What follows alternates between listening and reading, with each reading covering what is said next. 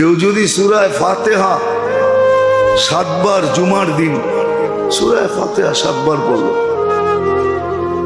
কুল হুয়াল্লাহ 7 বার, ফালাক 7 বার, নাস 7 বার, তো তার পিছনের গুনাহ মাফ। একটা কিতাবই আছে মুকাফফিরাতুদ দুনুব,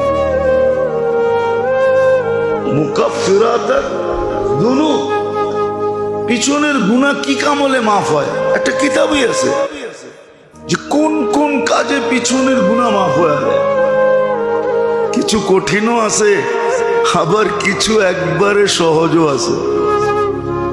একবারে সহজ দেখাই, কষ্টদায়ক একটা সুইও যদি রাস্তার থেকে সরায় দিল তো পিছনের গুনাহ মাফ।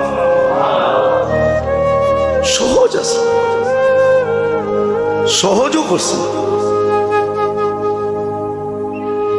কেমন সহজ?